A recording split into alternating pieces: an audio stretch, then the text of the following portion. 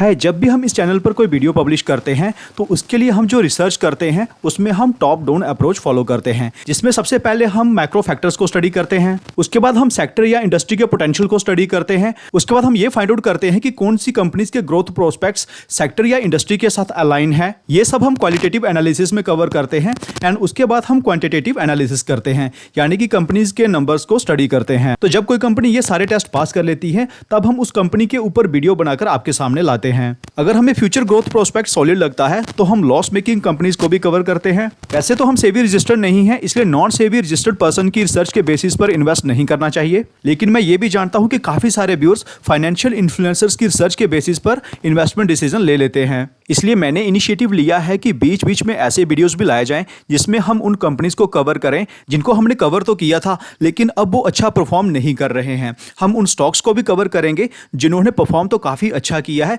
लेकिन अभी status update देने की जरूरत है। हमने सारे उन्हीं स्टॉक्स को पिक किया है जिनके लिए आपने इस वाली पोस्ट के कमेंट में लिखा था। स्टॉक्स को हम बहुत ब्रीफ में कवर नहीं करेंगे क्योंकि हम मल्टीपल टाइम्स इनके ऊपर एनालिसिस कर चुके हैं। इन स्टॉक्स के बारे में हम सिर्फ वही डाटा स्टडी करेंगे जिसके बेसिस पर हम ये इन्वेस्टमेंट डिसीजन ले पाएं कि हमें इसमें बने रहना चाहिए या निकल जाना चाहिए। तो फर्स्ट टाइम व्यूअर्स को बताना चाहता हूं कि मेरा नाम सुशील है। हमारे काम को अप्रिशिएट करने के लिए वीडियो को लाइक जरूर करें एंड जो व्यूअर्स हमें रेगुलरली देखते हैं लेकिन चैनल सब्सक्राइब नहीं किया है, आई रिक्वेस्ट यू चैनल को भी सब्सक्राइब कर लें। तो without wasting any time let's start the discussion. तो फर्स्ट कंपनी जिसे हमने आपके कमेंट्स में से शॉर्टलिस्ट किया है वो स्काई गोल्ड लिमिटेड है, जो कि लीडिंग ज्वेलरी प्लेयर्स को रेडीमेड ज्वेलरी सप्लाई करती है। तो इस कंपनी को हमने इसी कंसोलिडेशन में इन लेवल्स पर कवर किया था। यहां से हमें अप्रोक्सीमेटली 35% रिटर्न्स मिल भी चुके हैं। तो इन माय ओपिनियन ये स्टॉक 1360 के रेजिस्टेंस को जल्दी ही ब्रेक कर सकता है एंड उसके कुछ रीजंस भी हैं। तो सबसे पहला कारण ये है कि नेक्स्ट 3 इयर्स के लिए मैनेजमेंट 5000 करोड़ का रेवेन्यू गाइडेंस दे रही है एंड यहां पर अगर आप लास्ट फाइनेंशियल ईयर की रेवेन्यू देखेंगे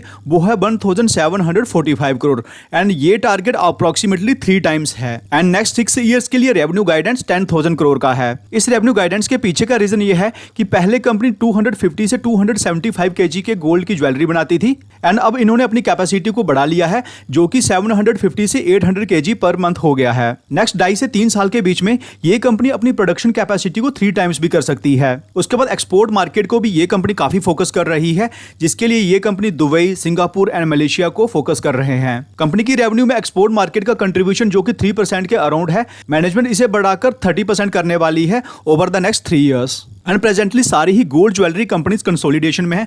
अगर आप कल्याण ज्वेलर्स की एग्जांपल भी ले तो यहाँ पर आप देख सकते हैं कि एक बेस फॉर्मेशन हो रहा है। सिमिलरली अगर हम सेंको गोल्ड का केस देखें तो यहाँ भी एक लंबा कंसोलिडेशन हुआ है। हाँ, अभी एक ब्रेकआउट जरूर हुआ है। गोल्ड ज्वेलरी मार्केट से हमने टोटल 2 ही कंपनीज को शॉर्टलिस्ट किया हुआ है, जिसमें ऑफकोर्स एक तो स्काई गोल्ड लिमिटेड है एंड दूसरा है सेंको गोल्ड। तो इन सारी पॉजिटिव डेवलपमेंट्स के चलते मेरा मानना है कि स्काई गोल्ड लिमिटेड जल्दी ही इस कंसोलिडेशन को ब्रेक कर सकती है। तो सेकंड कंपनी जिसके स्टेटस अपडेट के लिए कुछ व्यूअर्स ने कमेंट किया था वो है JSW इंफ्रा लिमिटेड। तो लिस्टिंग के बाद ही 6 अक्टूबर को इन लेवल्स पर हमने कंपनी को कवर किया था एंड वहां से स्टॉक प्राइस ऑलमोस्ट डबल होने वाला है। एंड सबसे अच्छी बात यही थी कि इस कंपनी में हमारी इन्वेस्टमेंट अमाउंट को कंपैरेटिवली रिस्क भी कम था, क्योंकि पहले तो कंपनी एक बड़े ग्रुप से बिलोंग करती है एंड दूसरा उस टाइम कंपनी की मार्केट कैप भी अप्रोक्सीमेटली 30,000 करोड़ हुआ करती थी। तो ये कंपनी आने वाले समय में 15% के CAGR से सस्टेनेबल ग्रोथ दिखा सकती है, जो कि पास्ट परफॉर्मेंस के कंपैरिजन में थोड़ा सा कम है। लेकिन इसका रीजन भी यही होता है कि जब किसी कंपनी का साइज बड़ा हो जाता है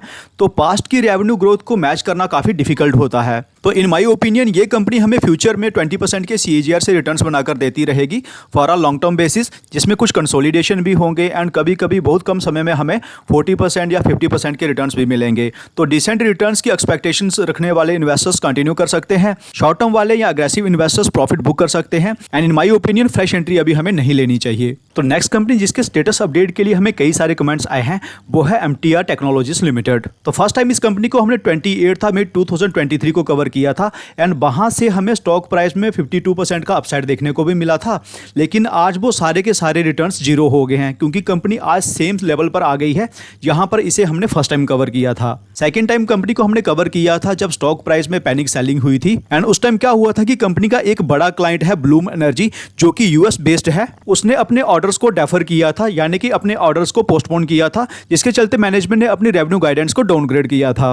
तो आज मैनेजमेंट क्या कह रही है कि ब्लूम एनर्जी ने अपनी प्रोक्योरमेंट वॉल्यूम्स को टेम्पररली कम किया है क्योंकि वो अपने बिजनेस का ट्रांजिशन कर रहे हैं एंड सांता क्रूज में एक नया मॉडल सेटअप कर रहे हैं। मैनेजमेंट तो ये भी कह रही है कि फाइनेंशियल ईयर 25 के सेकंड हाफ में उनका बिजनेस बाउंस बैक कर सकता है क्योंकि ब्लूम एनर्जी से उन्हें हायर प्रोक्योरमेंट वॉल्यूम्स मिल सकते हैं। लेकिन मार्केट को जो पसंद नहीं आ रहा है वो ये कि मैनेजमेंट ने अपनी रेवेन्यू गाइडेंस को फर्दर और भी कम कर दिया है, यानी कि 30 से 35% कर दिया है, जो कि इससे पहले 45% के अराउंड थी। तो ये स्टॉक अभी वीक टेरिटरी में ही रहेगा क्योंकि अगर हम शेयर होल्डिंग पैटर्न को देखें तो यहाँ हमें पब्लिक की होल्डिंग काफी तेजी से बढ़ती हुई दिखी है एंड इसी मंथ में प्रमोटर्स ने 1,90,000 शेयर सेल भी किए हैं। एक्चुअल में ये कंपनी फाइनेंशियल ईयर 25 के सेकंड हाफ में रिकवर कर पाएगी या नहीं उसका अभी कोई क्लियर साइन अवेलेबल नहीं है। उसका हिंट हमें शायद नेक्स्ट 6 मंथ्स में देखने को मिले या फिर प्रमोटर ग्रुप अपनी होल्डिंग को बढ़ाता है तो उससे भी हमें एक हिंट मिल सकता है। तो आई होप कि हमें सफिशिएंट क्लैरिटी मिल गई है कि फ्यूचर कितना अनसर्टेन है। जिन व्यूअर्स को लगता है कि बिजनेस खराब हुआ है एंड अभी उन्हें निकल जाना चाहिए तो मैं बहुत ही एक सिंपल एग्जिट स्ट्रेटेजी बता देता हूं जो कि मैं पर्सनली भी फॉलो करता हूं। वो ये कि खराब इन्वेस्टमेंट को खराब समय में निकाल दो। खराब समय से मतलब है जब ओवरऑल मार्केट में वीकनेस हो तो उस टाइम हमें काफी सॉलिड कंपनीज भी reasonable valuation and reasonable levels पर मिल जाती हैं। तो उस टाइम हम अपनी खराब इन्वेस्टमेंट से एग्जिट लेकर किसी सॉलिड बिजनेस में एंटर कर सकते हैं। दूसरा ये होता है कि इवन की मार्केट जब अपने ऑल टाइम हाई पर भी होती है तो भी काफी सारे बिजनेस ऐसे होते हैं जिनका फ्यूचर ग्रोथ प्रोस्पेक्ट काफी सॉलिड होता है तो हम उन्हें भी कंसीडर कर सकते हैं एंड ये मैं पर्सनली भी करता हूं।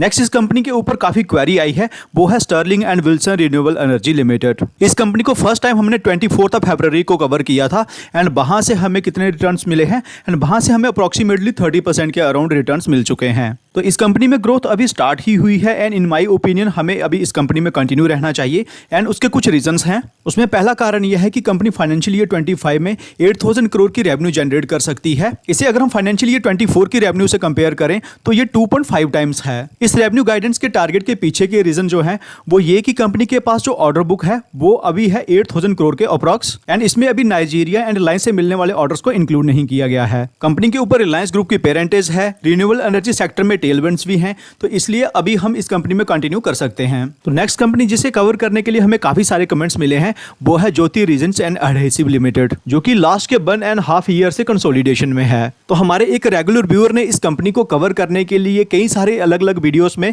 कई सारे कमेंट्स किए थे। तो सबसे पहले मैं अपने उस व्यूअर से माफी चाहूंगा कि हमने इस कंपनी को कवर करने में काफी टाइम ले लिया। तो फ्रेंड्स जिस तरह का कंसोलिडेशन हमें ज्योति रीजन्स एंड एडहेसिव लिमिटेड में देखने को मिल रहा है इसी तरह का कंसोलिडेशन हमें पीडीलाइट इंडस्ट्रीज में भी देखने को मिला था, लेकिन इसी क्वार्टर में इस कंपनी में ब्रेकआउट हुआ है। तो जब भी किसी इंडस्ट्री या सेक्टर में ट्रेंड चेंज होता है तो सबसे पहले लार्ज कैप्स ही रिएक्ट करती हैं। उसके बाद अगर हम ज्योति रीजन्स का शेयर होल्डिंग पैटर्न देखें तो हमें देखने को मिलेगा कि प्रमोटर्स ने इस कंसोलिडेशन में अपनी होल्डिंग को बिल्कुल भी कम नहीं किया है, इनफैक्ट थोड़ा सा बढ़ाया ही है, जिससे हमें यह पता चलता है कि मैनेजमेंट भी फ्यूचर ग्रोथ को लेकर कॉन्फिडेंट है। कंपनी अपनी रेवेन्यू को इस तरह से बढ़ा सकती है क्योंकि कंपनी के पास आज भी एक वाइड ज्योग्राफी पेंडिंग है, यहां पर ये ऑपरेट कर सकते हैं। इनफैक्ट दिल्ली एंड उत्तर प्रदेश जैसी स्टेट्स में भी ये कंपनी रिसेंट में ही एंटर की है। तो प्रेजेंटली कंपनी के पास 2000 टन की मैन्युफैक्चरिंग कैपेसिटी है जिसमें से ये 55 to 60% यूटिलाइज कर पा रहे हैं, लेकिन इसके बाद मैनेजमेंट फर्दर कैपेसिटी का एडिशन कर रहे हैं बाई 5000 टन जो कि नेक्स्ट 2 इयर्स में रेडी हो सकती है। तो कैपेक्स से पता चलता है कि मैनेजमेंट फ्यूचर में वॉल्यूम्स में ग्रोथ एक्सपेक्ट कर रहा है एंड वो कर रहा है volume growth of 20 to 25% CAGR over the next 3 years. तो ओवरऑल सिनेरियो को देखकर लगता है कि इन नेक्स्ट 2 इयर्स इस कंपनी के स्टॉक प्राइस में भी ब्रेकआउट होना चाहिए। तो नेक्स्ट कंपनी जिसे कवर करने के लिए काफी सारे कमेंट्स आए हैं वो है ऑनवर्ड टेक्नोलॉजीज लिमिटेड। इस कंपनी को हमने 530 के लेवल्स पर कवर किया था एंड वहां से हमें अप्रोक्सीमेटली 22% की गिरावट देखने को मिल रही है। तो बिजनेस साइड देखें तो काफी सारी पॉजिटिव डेवलपमेंट्स हो रही हैं। यहाँ पर कंपनी अपनी ऑफशोर प्रेजेंस को स्ट्रेंथन कर रही है, अपनी फैसिलिटी को अपग्रेड करके न्यू टेक पार्क्स में शिफ्ट हो रहे हैं अपने टॉप क्लाइंट्स के साथ सो दैट उनके प्रोजेक्ट्स को और भी सिक्योरिटी के साथ एग्जीक्यूट किया जा सके। कंपनी ने अपने की मैनेजर्स को यूएसए एंड यूके भेजा है सो दैट वहां पर भी ये अपने बिजनेस को स्ट्रेंथन कर पाए। इन्हीं लीडर्स के अंडर वो नए लोगों की हायरिंग भी कर रहे हैं। इस ट्रेंड को वो अगले 3 साल तक कंटिन्यू करने वाले हैं जिससे वो अपनी ग्लोबल प्रेजेंस को भी स्ट्रेंथन कर पाए। तो बिजनेस साइड हमें किसी तरह का कोई डेंट देखने को नहीं मिल रहा है।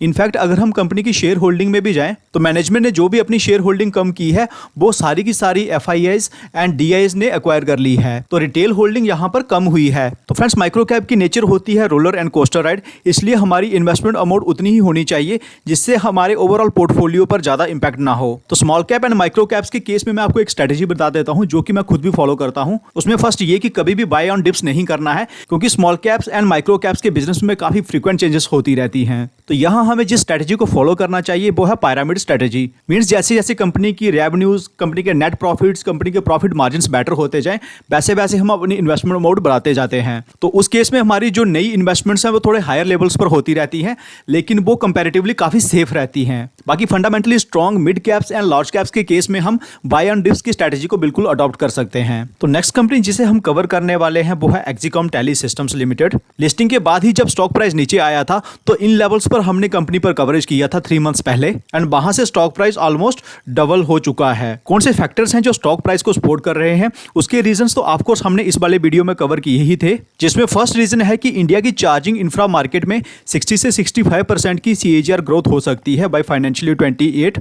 मींस नेक्स्ट 4 सालों में ये मार्केट ही 7 टाइम्स ग्रो कर जाएगी। उसके बाद नेक्स्ट रीजन यह है कि रेजिडेंशियल चार्जिंग मार्केट में ये company 65% of market share hold करती है, एंड कमर्शियल चार्जिंग मार्केट में ये company 25% of market share hold करती है। कंपनी की रेवेन्यू में ईवी का कंट्रीब्यूशन 3 साल पहले 9% हुआ करता था, जो कि आज बढ़कर 30% हो गया है, एंड कंपनी के पास ईवी चार्जिंग मार्केट में फर्स्ट मूवर एडवांटेज भी है। कंट्री का फर्स्ट हाई स्पीड चार्जर भी इस कंपनी ने ही डेवलप किया है। उसके बाद हैदराबाद में कंपनी एक नई फैसिलिटी भी सेटअप कर रही है, जिसकी कैपेसिटी होगी 3,60,000 AC chargers and 7,800 DC chargers per annum की। उसके बाद इंडिया के ईवी चार्जिंग इंफ्रास्ट्रक्चर को स्ट्रीमलाइन एंड स्मूथ करने के लिए इन्होंने बर्लिन बेस्ड ईवी प्लेयर हबजेक्ट के साथ जॉइंट वेंचर किया है। उसके बाद इस कंपनी से रिलेटेड कुछ की रिस्क हैं जो कि हमें पता होने चाहिए। उसमें फर्स्ट यह है कि कंपनी का ईवी सेगमेंट इस क्वार्टर में ग्रो नहीं किया है, एंड उसका कारण यह भी हो सकता है कि मिनिस्ट्री ऑफ ट्रांसपोर्ट ने ईवी प्लेयर्स को स्ट्रिंजेंट बैटरी टेस्टिंग नॉर्म्स को अडॉप्ट करने के लिए डायरेक्ट किया है, जिसके लिए ऑलमोस्ट सारे ईवी प्लेयर सर्टिफिकेशंस ऑब्टेन कर रहे हैं। इस क्वार्टर में इलेक्ट्रा ग्रीन टेक के रिजल्ट्स जो वीक आए हैं,